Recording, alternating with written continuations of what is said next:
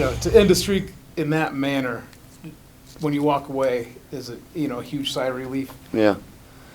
I mean, I think it was, it is a huge sigh of relief. I mean, I try not to get, hung up, on all those things, whatever the streak is and all that.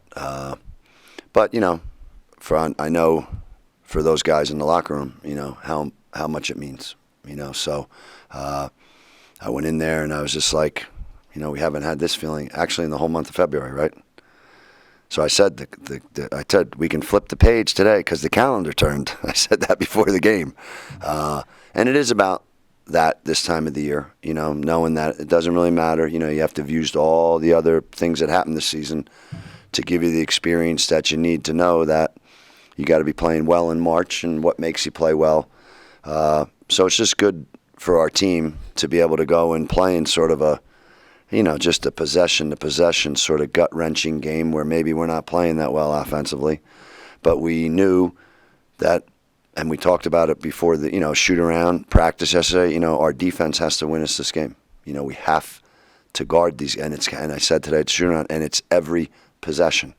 And I thought we did a really good job of that, pretty much for the whole game. And I know in the second half we did a really good job of just every guy who played was locked in defensively, took on the individual assignments. And as we did that, Lucas, just did a really good job across the board in terms of defending the interior, blocking shots on smaller guys, and probably most importantly, we really rebounded the ball, I thought, really well in the second half. Yeah. And do you think his defense got him going then?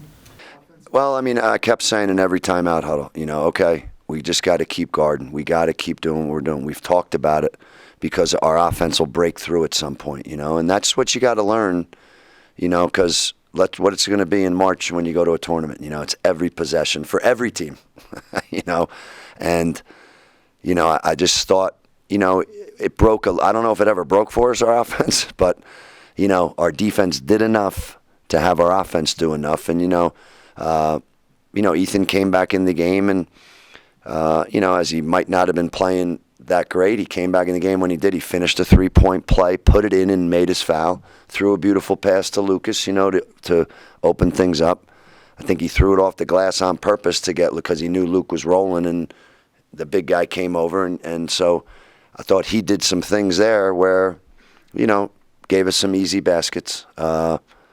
And then probably in the end, as, when you're in these situations, where things don't look like they're going right for us, at the foul line, and all of a sudden the sun popped out when that three-pointer rolled around and went out, and the guy got a tip dunk, but the three rolled around and went out, which, we needed something like that, But I thought we earned it with how hard we played defensively and how much we rebounded the ball and did the things that we had to do to win this game. What was the call with 4 seconds left? On the sideline, did he step out? Or Yeah. Was it an offensive foul? Stepped out. Okay. He said he stepped out. Got it. And you did have 3 freshmen in the last minute knock down all their free throws. I know. Well, and that's a big thing. You look at Lucas as you've watched him all year long go through whatever those tribulations were, trials, and now you've seen him in the last 4 or 5 games. And now as he's doing that to what you just said, to step up to the line and go 2 for 2, at a key time, that shows, really a maturation process. Jake Heidebretter has been the same way that year, just in terms of continuing to grow. 0 turnovers, playing 40 minutes in a grind-him-out game as a freshman, as he's only getting 3 shots. And that stuff doesn't bother Jake. He just plays basketball, and he stepped up there and, banged his fouls. And then Ethan was the third one, right? He made his both in a 1-on-1, and then he finished the N1 play. So, yeah, well, that's why, like I said, the most important thing is to put yourself in every single game. The first step is to put yourself in every single game, because then you're in those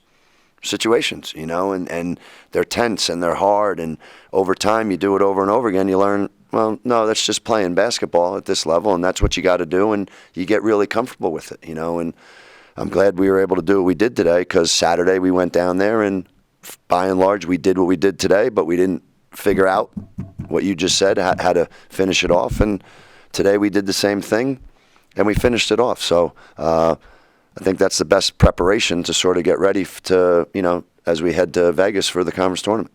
And between the game he had and then having a week to get a little healthier, could this be a springboard for Ethan to, I realize he wasn't great, I mean, 1 assist, I think, but he had some of those signs like you were talking did. about, like, I just think, I mean, personally, and looking at him, it's a long season. It's hard. He's logged so many minutes, and everybody responds to that in different ways. So what I'm hoping for him is that his response is that it's really hard. The games are really hard. Nothing comes easy. Nothing's coming easy, and that you just learn to be okay with nothing coming easy. And there's a physical strength component. There's a mental strength component to that. There's an experience component to that. He's going through it all right now. You know what I mean? And like I said to the guys before the game, we go through it. There's good times, there's bad times. There's hard times, there's good times. You feel great, you're playing good, you're not playing good. That's called the season, and every one of them is a good experience, right? And people think like, if something goes good, that means it's good. No, the bad experiences are good experiences because you learn from them. If you have that kind of mental toughness, then every one of these experiences our guys had, they're using them now in March, and as you go older and you experience a whole season, then you learn how to use all those things to make yourself be playing well in late January and early February. You know what I mean? But that's part of the process. And if you get bogged down with, oh man, hard times, it's not going so good right now, well, then you're not looking at it the way I think you need to look at it, which is, this is a good experience I'm having right now because it's teaching me what I have to learn and what I have to do.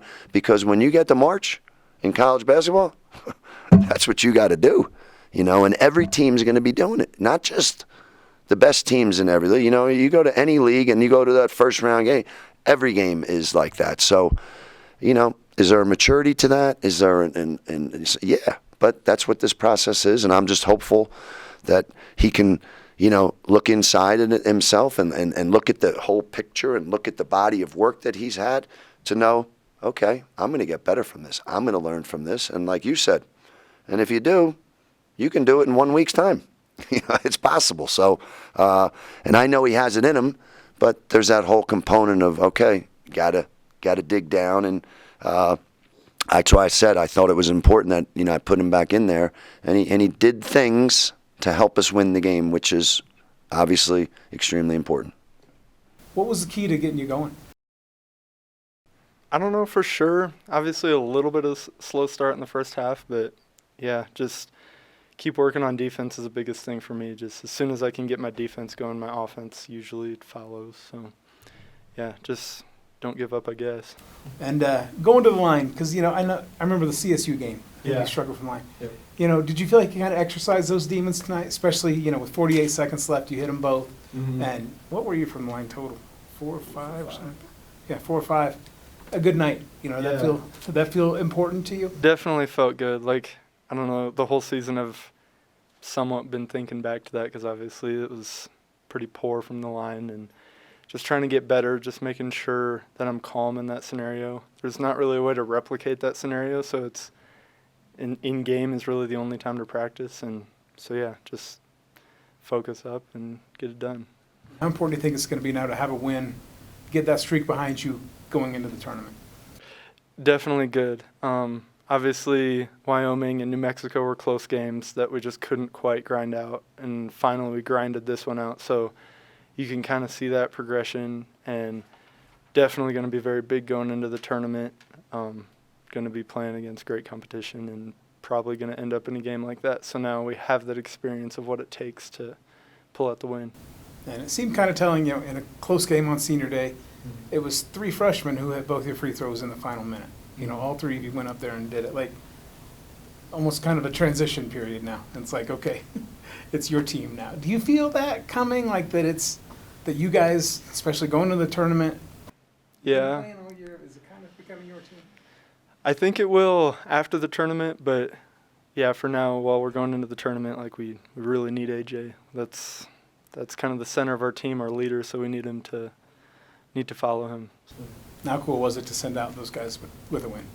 Awesome. So excited for it. Just, it feels good to be able to bless them in that way.